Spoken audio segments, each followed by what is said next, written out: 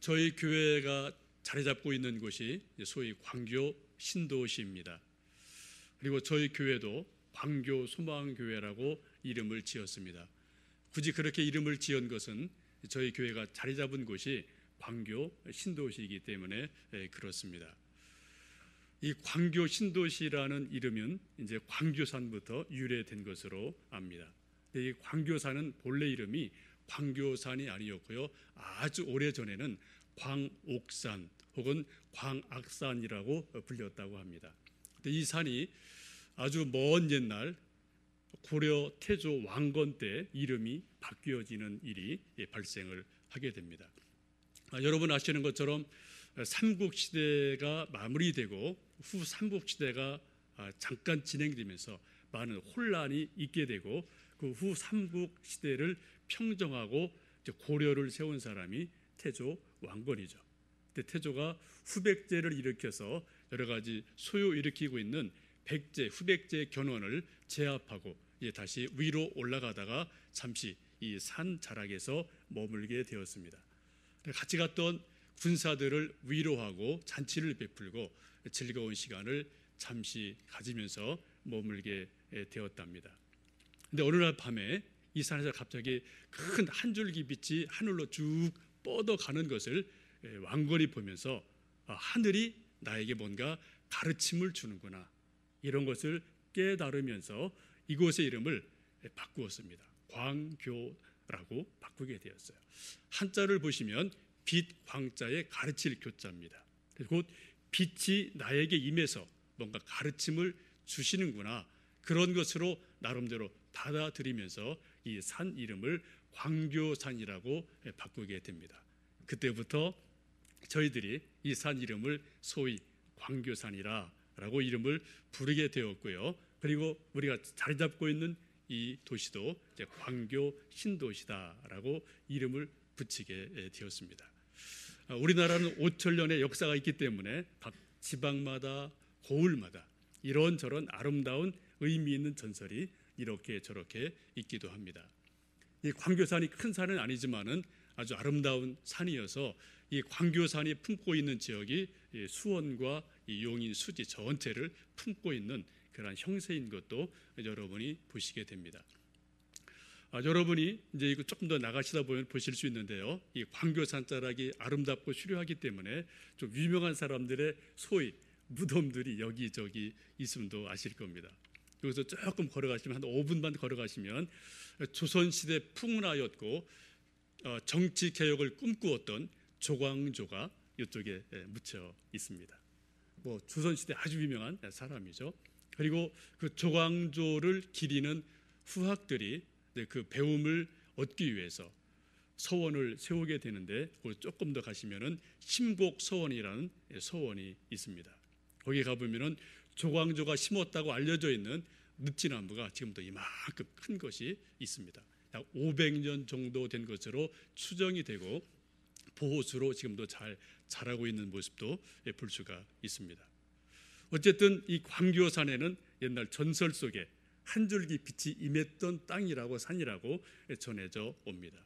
오랜 세월 조용하게 묻혀있던 광교산 주변에 이제 또 새로운 움직임이 꿈틀꿈틀 거리면서 일어나고 있습니다.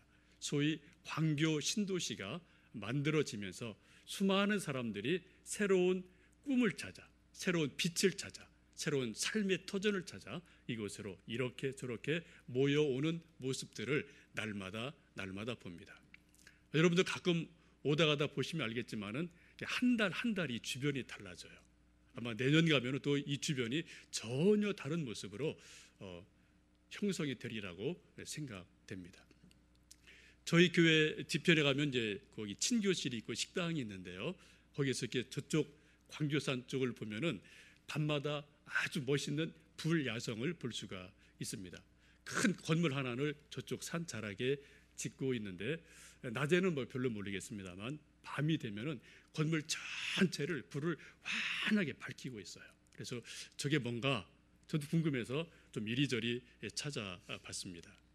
찾아봤더니 세계적으로 유명한 컴퓨터 하드 드라이브를 만드는 제조업체인 시게이트라는 회사가 저기에 자리를 잡게 되고요.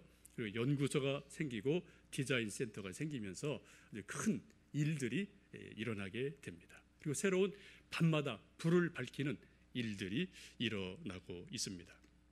아마 내년 초쯤이면은 문을 열 것 같은데, 보도에 의하면은 석 박사급 연구원이나 많은 사람들 500~600명이 저곳에서 연구를 하면서 새로운 또 문명의 빛을 만들어가는 그러한 일들이 저곳에서 있을 것으로 기대가 되고, 광교의 소위 명물, 또 많은 유익함을 주리라, 그런 기대들을 하고 있는 것을 여러분 보도에서 보신 적이 있을 겁니다.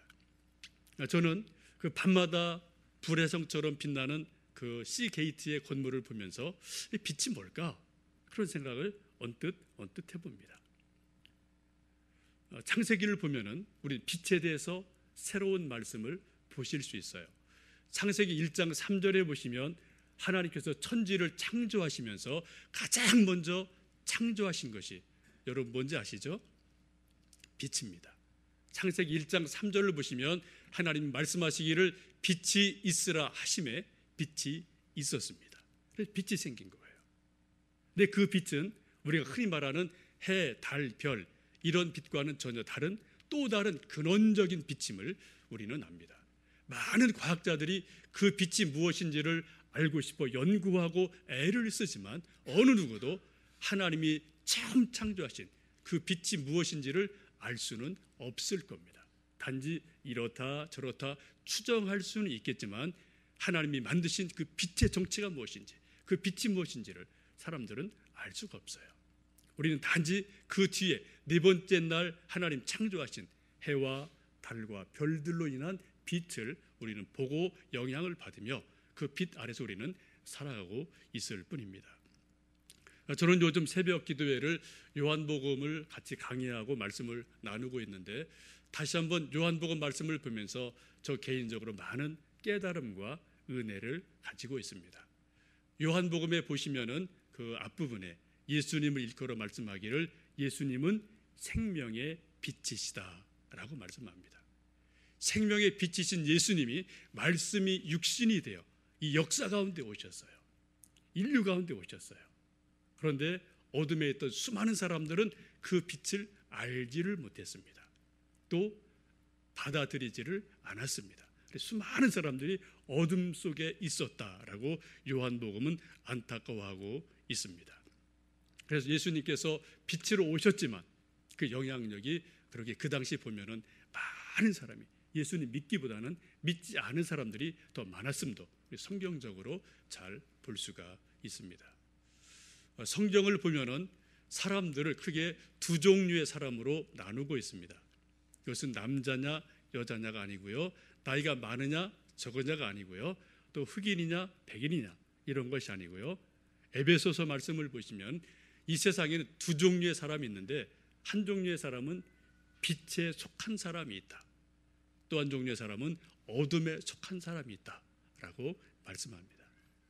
20세기의 위대한 신학자 중에 한 사람으로 미국 신학자 중에 라이놀드 니버라는 사람이 있습니다.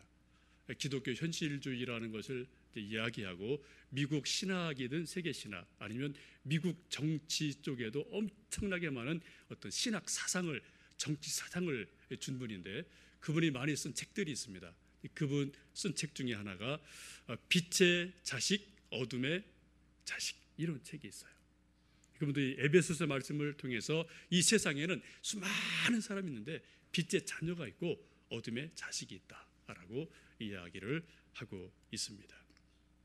여러분, 빛이 아무리 밝아도 사람이 눈을 감으면, 마음을 열지 않으면 빛을 볼 수가 없습니다. 빛이 들어올 수가 없습니다. 오늘 함께 읽으셨던 이 본문의 말씀을 보면은 사도 바울께서는 전도의 중요성을 그렇게 말씀합니다. 21절에 그렇게 말씀합니다.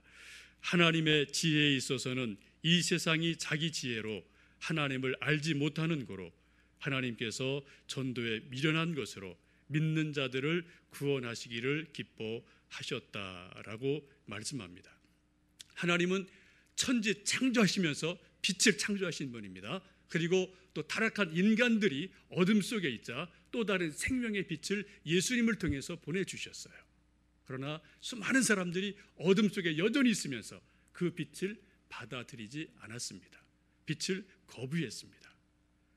그리고 빛에 대해서 무관심했어요. 그런데 하나님께서는 그 빛을 사람들에게 알려주시기 위해서 전도의 미련한 방법으로 빛을 가르쳐 주셨다, 또 전하셨다라고 성경은 말씀합니다. 오늘 21절 말씀 보시면은 성경이 그렇게 스스로 말씀합니다. 전도의 미련한 것으로 하나님을 알게 하셨다, 구원에 이르게 하셨다, 빛을 보게 하셨다, 빛을 비치게 하셨다라고 말씀합니다. 여러분, 참 이상하잖아요. 성경이 스스로 말씀하기를 전도는 미련한 방법이다 라고 말씀해요. 그런데도 그 미련스러운 방법으로, 어리석은 방법으로 계속 하나님은 전도를 통해서 하나님이 빛 되심을, 예수님이 생명의 빛이심을 계속 전하셨다는 거예요. 여기서 사람들이 갈등이 일어나고 또 혼란이 일어나게 됩니다. 사람들은 누구든지 좀 더 확실한 것, 좀 더 세련된 것을 원하고 요구합니다. 22절에 보시면은 그렇게 말씀합니다.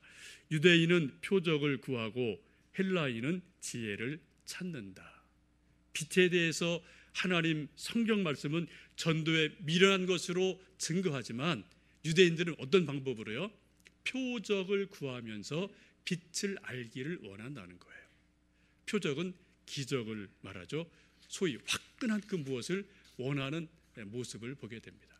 뭔가 좀 짠 하고 좀 보여줘서 이게 정말 이게 빛이구나, 좀 하나님의 빛이시구나, 예수님이 생명의 빛이시구나, 이런 것을 좀 기적적으로 표적을 보여줘서 알게 해주면 좋겠다. 이것이 유대인들의 기대고 바람이었음을 봅니다.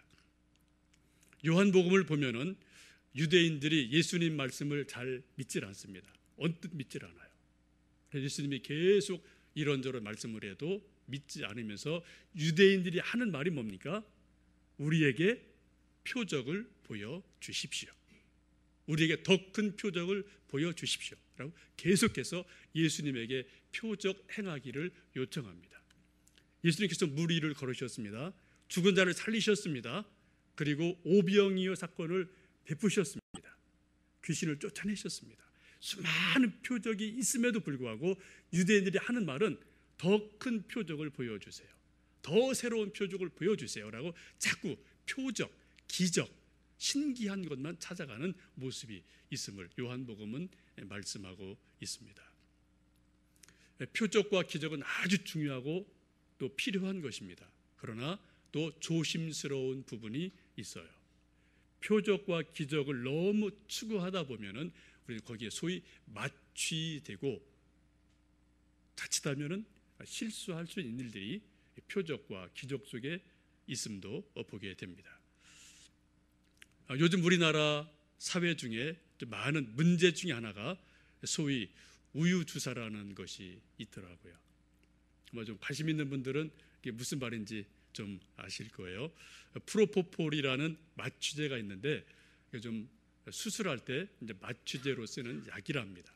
근데 그 약 액체가 우유빛 같이 이렇게 좀 뿌여서 일명 말하기를 우유 주사다라고 말하는데 그 주사를 맞으면은 마취가 되면서 아주 환각 상태로 이렇게 잠시 들어가는 그런 일들이 일어나게 됐다고 하죠.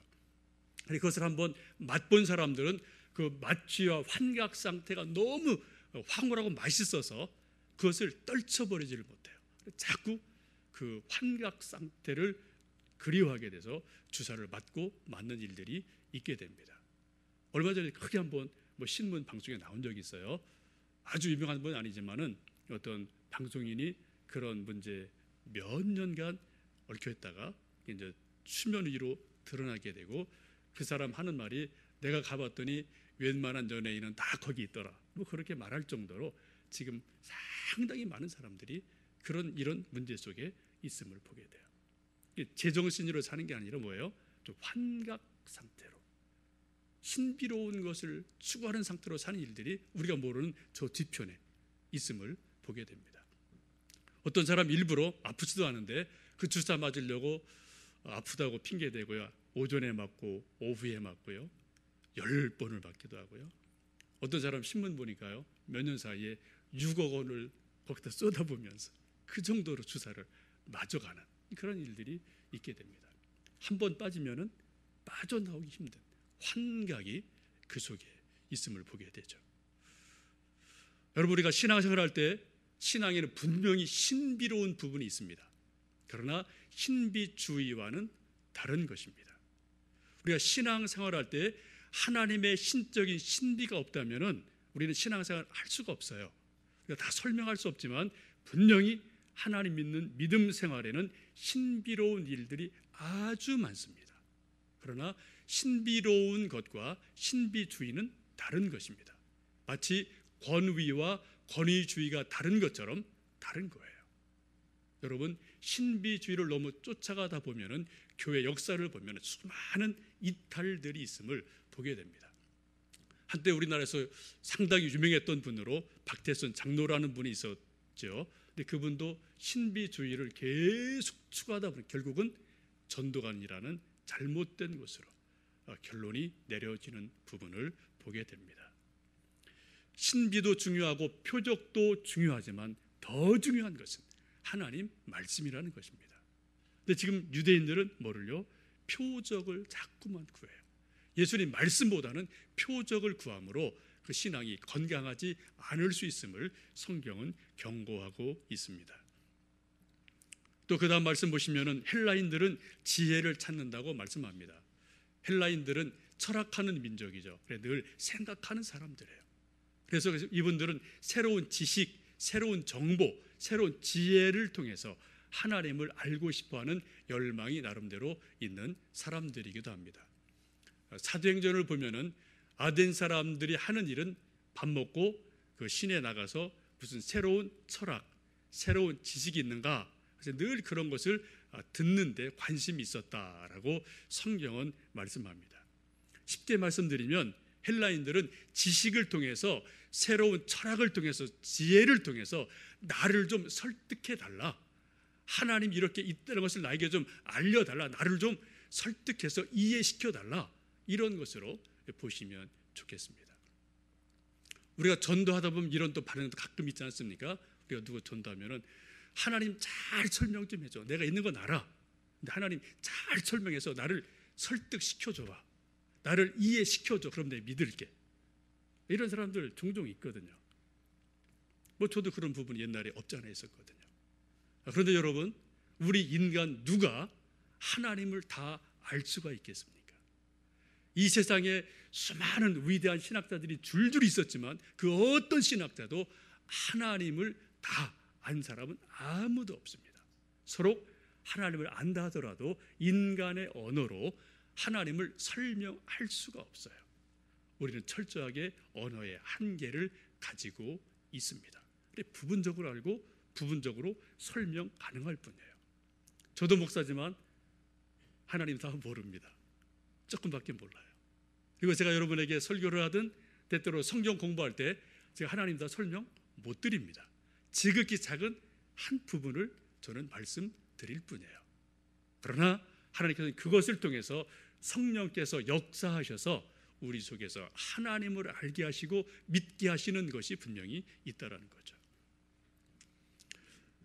이렇게 유대인들은 표적을 구하고 헬라인들은 지혜를 구하지만 하나님께서는 전혀 다른 방법으로 하나님 되심을, 빛이 있음을 드러내고 증거하기를 원하신다고 말씀합니다. 그게 무엇입니까? 바로 전도라는 것입니다. 전도는 아까도 말씀드린 것처럼 성경 스스로 말하기를 전도는 미련한 방법이다 라고 성경이 알고 있어요. 하나님이 말씀하고 계십니다. 그럼에도 불구하고 하나님은 전도의 미련한 방법으로 하나님을 알게 하고 예수님이 빛임을 알게 하시기를 원하고 있다고 말씀하십니다. 우리는 가끔 그런 생각할 때 있습니다. 모르게 하나님 어렵게 사람 통해 전도하시나 한 번에 딱 끝내시면 될 터인데 하늘의 사람이 큰 확성기 같은 것으로 이 지구 사람들에게 나는 하나님이다, 나를 믿어야 된다라고 한번 말씀하시면 사람들이 믿지 않겠습니까? 그런데 성경은 그런 기적이 일어나도 믿지 않는다는 거예요. 그리고 어떻게 알아요? 예수님, 하나님의 아들이 직접 오셔서 그렇게 표적을 베푸시고 말씀을 하셨어도 예수님 직접 본 사람들이 안 믿는 사람이 더 많다니까요. 그죠? 그래서 하나님은 부득이하게 또 다른 방법을 찾으셨는데 그것이 곧 전도에 미련한 방법이다. 사람을 통해서 전도하신다라고 말씀을 하십니다. 여러분이 예수님을 구주로 믿게 되신 것이 하늘에서 큰 소리가 들려와서 여러분 이름을 부르셔서 그래서 예수님 믿으셨습니까? 아니면은 또 다른 신비 기적이 있어서 믿으셨습니까? 가끔 그럴 수 있어요. 그러나 거의 대부분은 부모님이든 친구든 누군가의 끊임없는 전도를 통해서 말씀을 듣게 되고 어느 때 하나님 우리 마음을 감동시키셔서 성령님 감화시키셔서 믿음이 생기면서 믿음 생활했던 것을 저희들이 잘 알고 있습니다. 미련한 방법이지만 결코 미련하지 않은 방법이 전도임을 성경은 말씀하고 있습니다. 이제 12월이 되었고 대림절을 맞이합니다. 여기 초를 보시는 것처럼 촛불 하나에 불을 밝혔는데요. 예수님 오심을 기다리며 예수님은 세상의 빛이십니다 라는 것을 상징하는 그러한 첫 번째 초이기도 합니다. 이제 성탄절을 맞이하며 또 2012년도 연말을 맞이하고 13년도 새해를 준비하면서 우리는 이런저런 생각들, 기도들이 나름대로 있으실 줄로 압니다. 저희 광교소망교회도 이 성탄절을 맞이하고 또 연말 연시를 맞이하면서 무슨 일을 하면 좋을까 함께 몇몇 분들 기도하고 생각하다가 이제 좀 전도의 기회를 삼으면 좋겠다라는 생각을 했습니다. 그래서 블레싱 광교라는 큰 주제를 가지고 이 12월 한 달간 이렇게 저렇게 전도를 하려고 합니다. 성경이 말씀하시는 것처럼 전도는 미련한 방법이에요. 그러나 하나님이 또 그것을 사용하시는 가장 좋은 방법이기에 우리가 빛 대신 예수님을 이렇게 저렇게 소개하고 알리려고 합니다. 대략 이러한 내용으로 진행이 될 것 같습니다. 여러분 일일이 참석하지 못하시더라도 제가 이 말씀 드리는 것은 기도해 주십사고 말씀을 드리고 있습니다. 제가 보니까 이쪽 버스 정류장에 매일 아침 한 300명 넘는 많은 젊은 사람들이 서울로 출근하기 위해서 한 7시, 8시 사이에 쭉 줄을 서고 있어요. M버스가 15분 단위로 있거든요. 이제 그것을 버스 기다리는 사람들이 아주 많습니다. 그분들에게 저희들이 새벽 이른 아침에 나가서 핫팩, 손난로를 좀 전해드리든 캔커피를 전해드리든 하면서 또 전도지를 함께 좀 전하면서 빛으로 오신 예수님에 대해서 전도하고 소개를 하려고 합니다. 또 주변에 학교들이 아주 많아요. 아이들에게 이른 아침이든 또 학교 시간에 가서 사탕을 주든 뭐를 주든 아이들 좋아하는 거 좀 준비해서 나누어 주면서 성탄의 기쁨을 함께 나누고 싶은 그러한 바람도 있습니다. 또 낮 시간에는 저희들이 우리 교회 앞에 아주 건널목 몫이 좋은 곳이거든요. 여기든 또 아파트 어느 곳 좀 적당한 곳을 찾아가서 소위 위시볼이라는 것을 준비해서 새해 소망을 적는 일들을 하고 싶습니다. 쉽게 말씀드리면 에드벌런을 좀 준비를 해서요. 거기에다가 새해 소망을 이렇게 좀 써 보시는 겁니다. 그리고 16일 주일로 지금 계획하고 있는데 예배드린 후에 같이 올라가서 한번 좀 그것을 띄우고 하나님에게 우리 마음을 올려드리는 것처럼 우리 기도 제목을 우리 새 소망을 올려드리는 그러한 일들을 해보고 싶습니다.